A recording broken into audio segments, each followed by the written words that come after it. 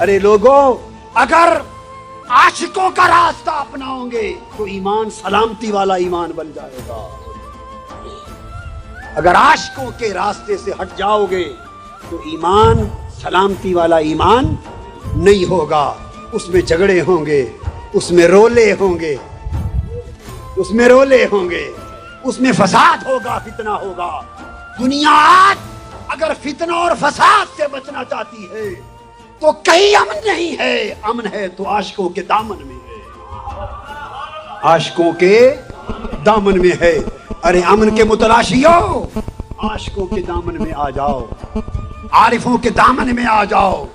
ये हर दम तक रहे हैं यार को, मगर ये सब कुछ इश्क से नसीब होता है। ये सब कुछ इश्क से नसीब होता है।